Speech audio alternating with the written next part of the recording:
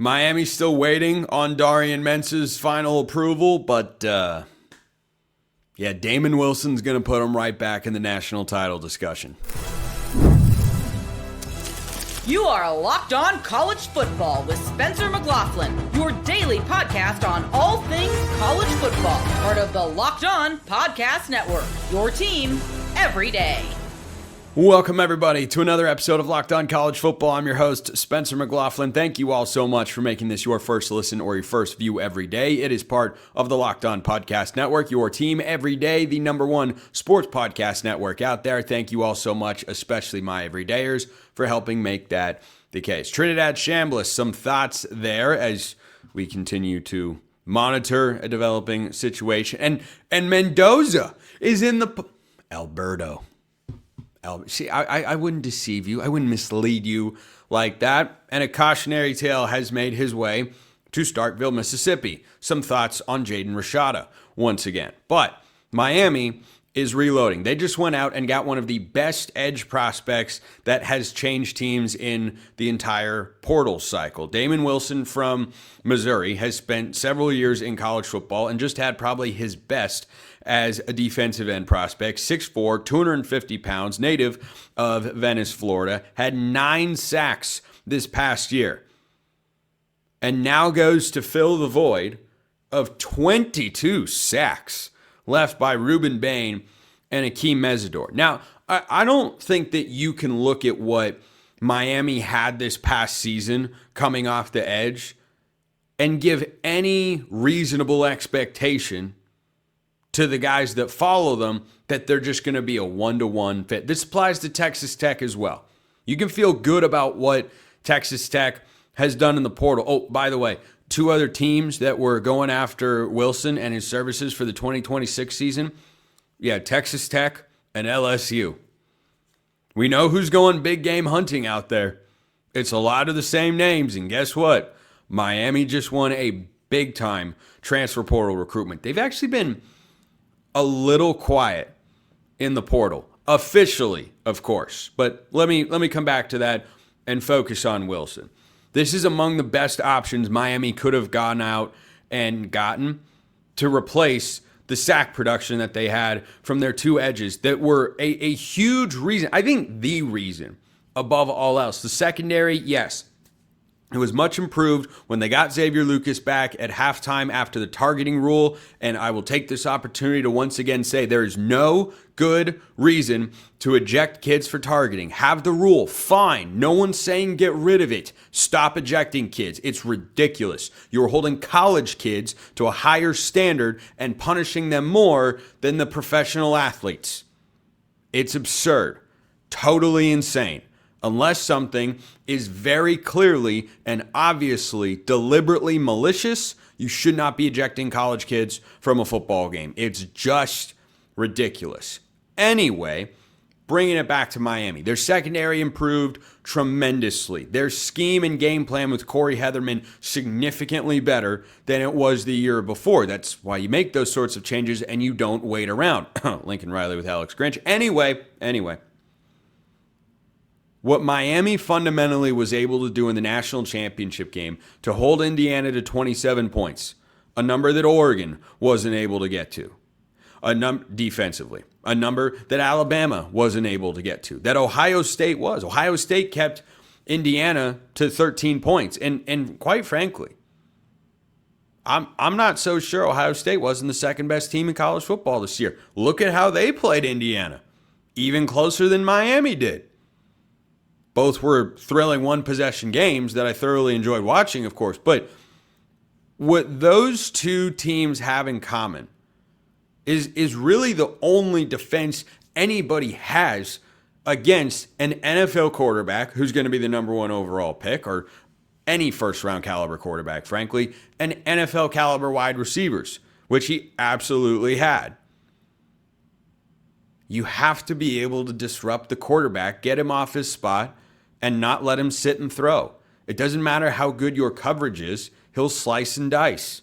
He'll make the right reads. He'll make the right decisions. And he'll make throws that can beat the perfect coverage.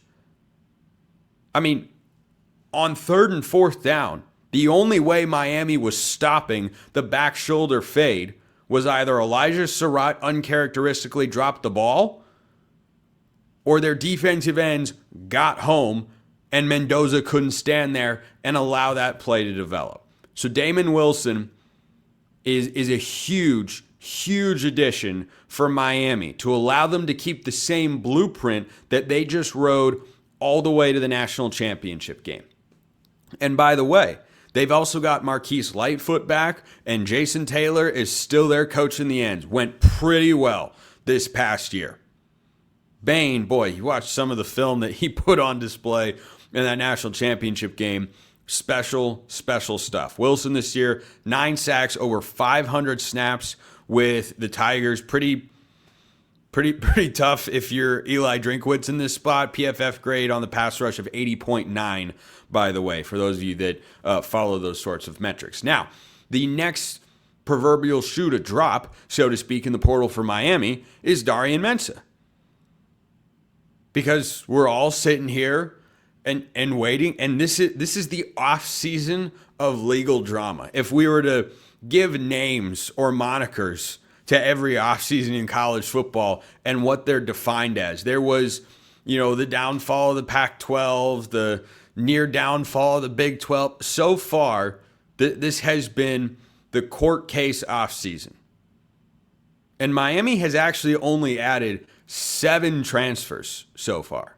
They're all from Power 4 teams for what it's worth. By the way, Cam Vaughn, sneaky good pickup from West Virginia, over 500 yards and 4 touchdowns with the Mountaineers this past year, and he did not have a quarterback in Nico Marchiol who's throwing him the ball that's as talented as Darian Mensah. So that's supposing, of course, that he winds up being a Miami Hurricane.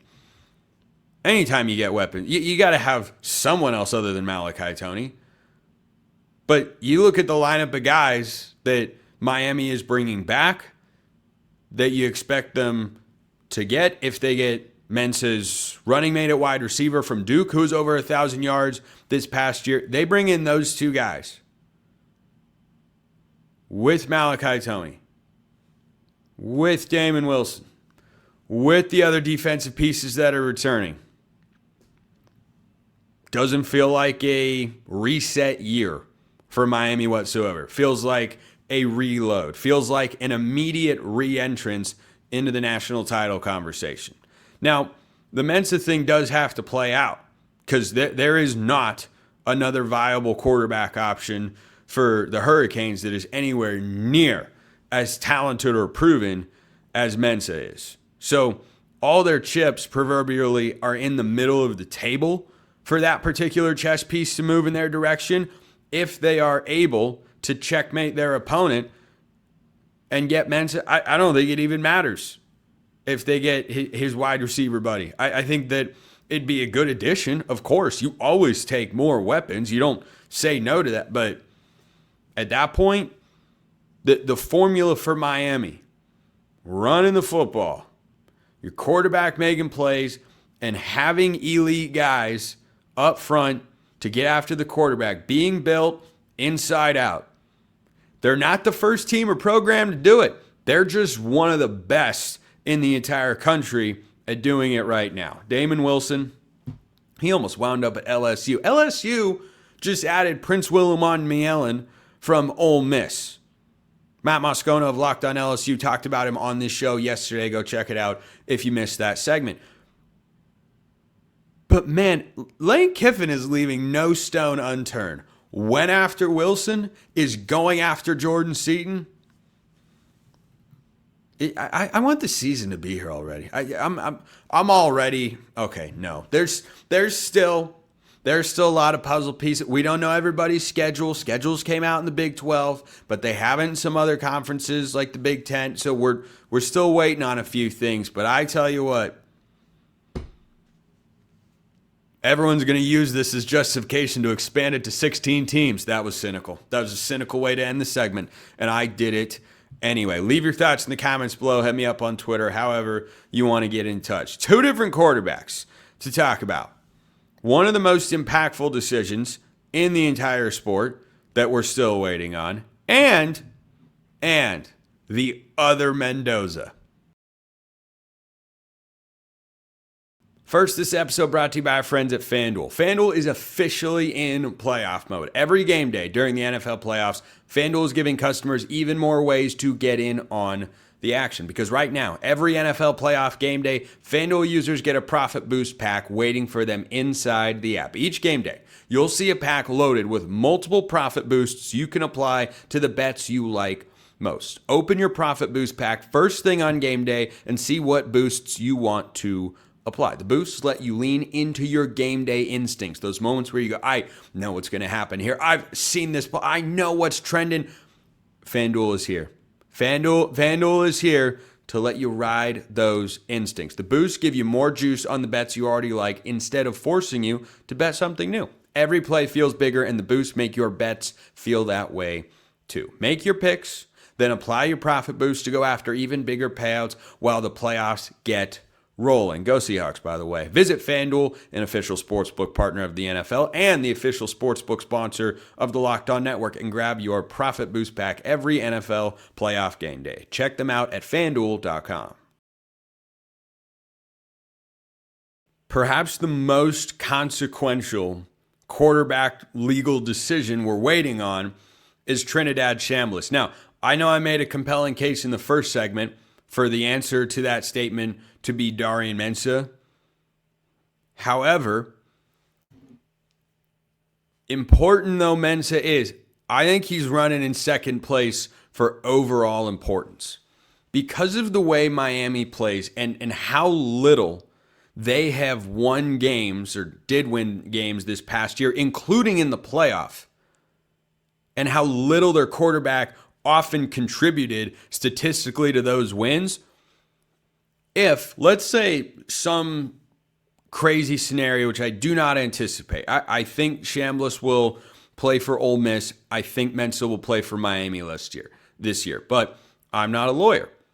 That's why I'm here and not working in a real office. That's what I got the home office set up for, which frankly I like better. Anyway, so if that comes to pass, I'd feel better about Miami's chances of getting back to the playoff than Ole Miss. Easily.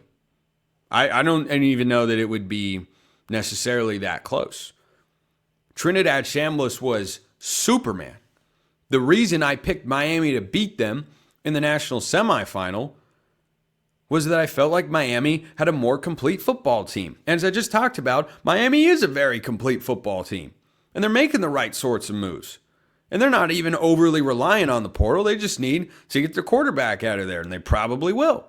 So Chambliss is the most singularly important player because if he comes back, Ole Miss is in the playoff picture. They're in the playoff picture.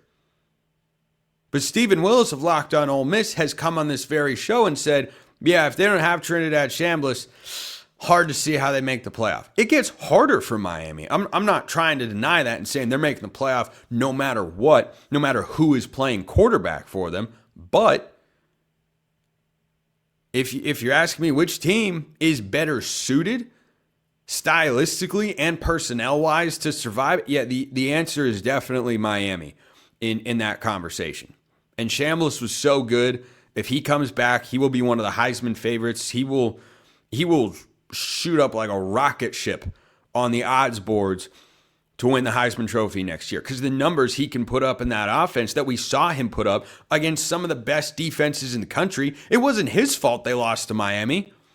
Defense was exhausted, first of all, and second of all, they couldn't get a stop.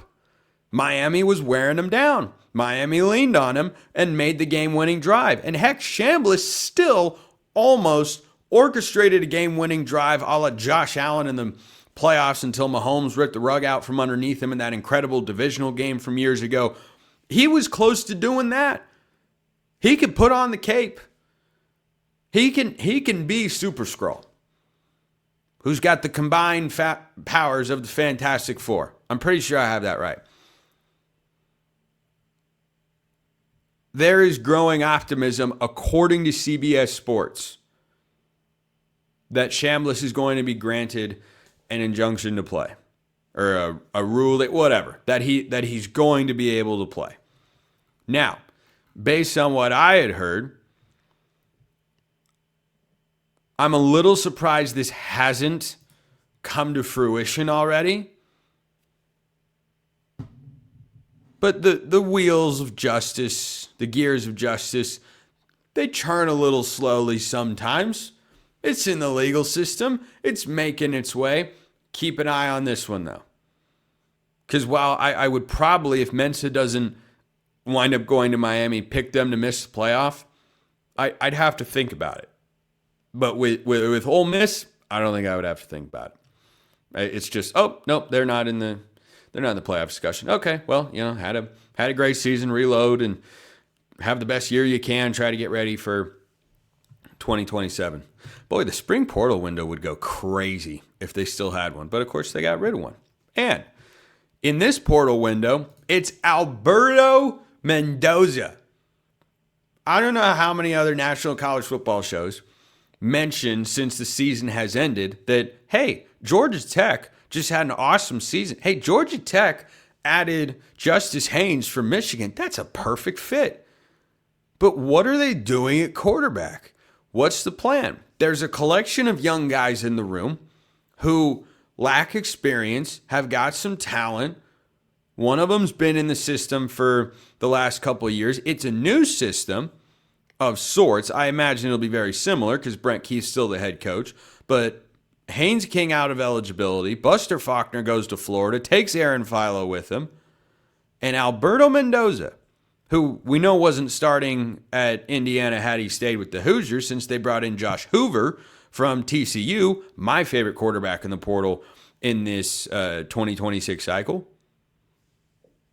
Alberto Mendoza is going to Georgia Tech. You know what's fun about this? I think the Georgia Tech quarterback battle is going to be the most exciting thing I've ever covered on this show. And look, there's a world where they play multiple guys. I think Georgia Tech's offensive approach and Brent Key's mindset makes them as capable as anyone of winning with a two-quarterback system. Two of these guys could wind up playing. One guy could get banged up and the other guy has to step in. Philo did a little bit in place of Haynes King when he got injured over the last couple seasons. When you run your quarterback 15 to 20 times a game, he's going to get banged up. So maybe this is a depth move. Maybe they think Mendoza is going to go to Georgia Tech and start. But can you imagine Mendoza gets drafted, Fernando gets drafted number 1 overall by the Raiders, Alberto goes to Georgia Tech. What if he's got the Yellow Jackets in the position they were in to begin this season? They controlled their own fate to make the college football playoff. They were undefeated. And they stumbled down the stretch because their defense wasn't good enough. Yeah, that's got to improve, no doubt.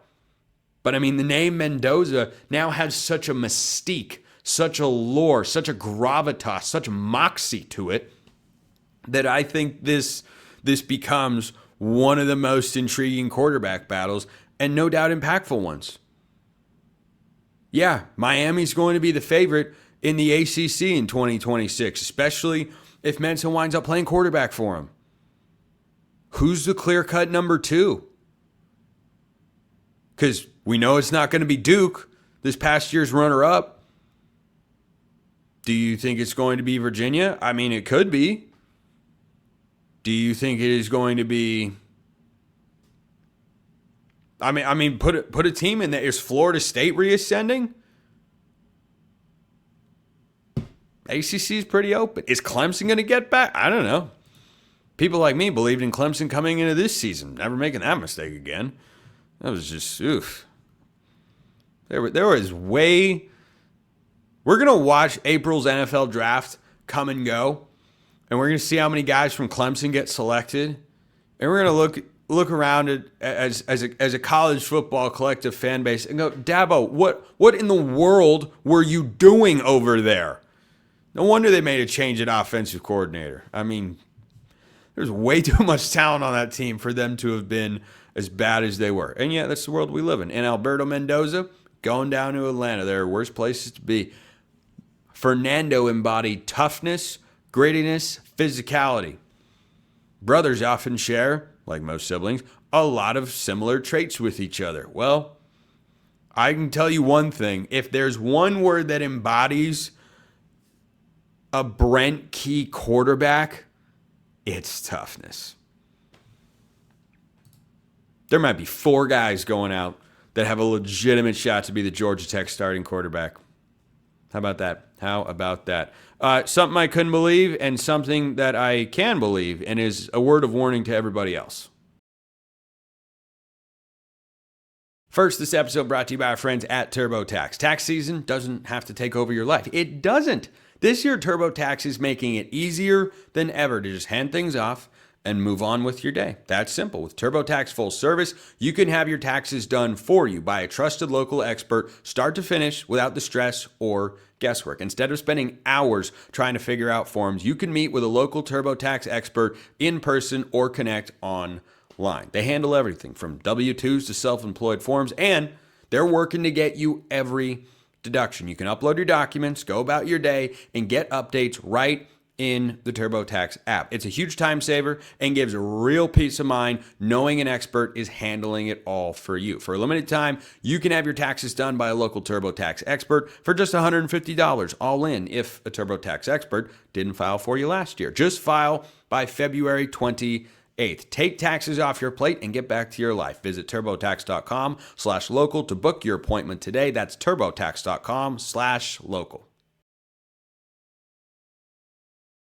Okay, before I touch on Jaden Rashada to end today's show, I just want to put this one out there. Far be it from me to forget to remind you, the college football public, that a Group of 5 team, Group of 6 team, is making the college football playoff every single year. It's not going to change, or else a lawsuit would arise and the Power 4 would almost certainly lose if that were to happen. So, there was a prediction over at ESPN. And the prediction, I think it was made by Bill Connelly. It was. Is that in 2026, the Group of 6 representative to the college football playoff will be the Hawaii Rainbow Warriors. And I got to tell you, that is not a crazy proposition. It seriously is not. Very quietly, Timmy Chang, over the last couple of years, has built him up to be a solid team in the Mountain West. They were able to retain their quarterback, Micah Alejado. I guarantee you he got phone calls to go to a bigger school. They lost some pieces to the portal. That's to be expected. Their stud receiver went to LSU. Who's not going to LSU? And if you're not going to LSU, you're probably going to Miami or Indiana. That's the way everything feels right now. I read that and thought, that's actually not insane. Did you know that Hawaii started and ended their season beating an ACC team a year ago? Yeah, beat Stanford week 1. And then in the Hawaii Bowl, because of course, they beat Cal. I know they'd fired their head coach. I'm just saying. I don't think that's the craziest thing I've ever seen. Let me just throw this out there, though. Obviously, you have to be a conference champion to get that Group of 6 slot. Boise State has won the Mountain West 3 years in a row. I think in that realm, Hawaii is an interesting discussion. But Spencer Danielson has literally never done anything but win a Mountain West championship. I'll leave it at that. All right. A little bit of, I don't know what to call this next discussion here, but do you remember the name? I know at least one of you out there listening to or watching the show does. Jaden Rashada. He's back in the SEC. If you're unfamiliar with the career of Jaden Rashada, he is a poster child for what can go wrong in the NIL and portal world. He commits verbally to Miami. He flips to Florida. He's a class of 2023 recruit, by the way, borderline 5-star recruit. He signs with Florida. He wants out. He requests being released from his national letter of intent. He goes to Arizona State. He gets hurt. Sticks around, loses the quarterback battle to Sam Leavitt, transfers to Georgia, doesn't play, goes to Sacramento State, again, doesn't play a lot, is now going to Mississippi State. Jaden Rashada is a Mississippi State Bulldog. Now, they've got a freshman quarterback there in Starkville for Jeff Lebby, who, man, how close were the Bulldogs this year to being good? They weren't, because good teams win games. But remember, they had Texas down 17 in the fourth quarter. I remember that. That was the difference between them making and not making a bowl game this year. Anyway, I like Jeff Lebby. They lost their starting tackle to Alabama. I think Mississippi State could still be all right in 2026. When people have discussions, and I'm sure you've had them with friends or family, or you've heard them on TV or shows like this about the portal's out of control. The portal is bad. The portal is wrong. Jaden Rashada is what a lot of folks think a common transfer portal career looks like. Or TJ Finley, who's got his 7th school in 7 years. Ridiculous. Completely ridiculous. A lot of times in this conversation, you can hear some folks, like I've heard Tom Brady make these remarks before. They take the kind of moral angle of it of, hey, these are kids. What are we teaching them? To quit when it gets hard? That's not the right way to approach it. I get that. I do. On the other side,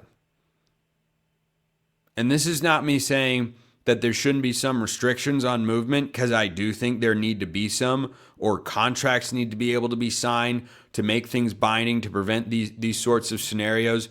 But I want to respond specifically to the idea of, well, you're not teaching kids the right things. Well, you might have a point there, whoever you are. But isn't this a pretty textbook example of actions have consequences, and at some point you're responsible for your own decisions? Whether Jaden Rashada is the guy driving the bus for where he goes in his career or not is not information that I am personally privy to. I've heard there are a number of factors at play. This is not good for his career. Dude never should have left Arizona State. He never should have left Kenny Dillingham. I wonder if he's had that thought. I wonder if that's occurred to anybody in his camp. And look, Jeff Lebby's a good coach. Good offensive mind, has done well with quarterbacks. They lost their depth with Shapen and Kromenhoek going out the door because, that's the way the college football goes.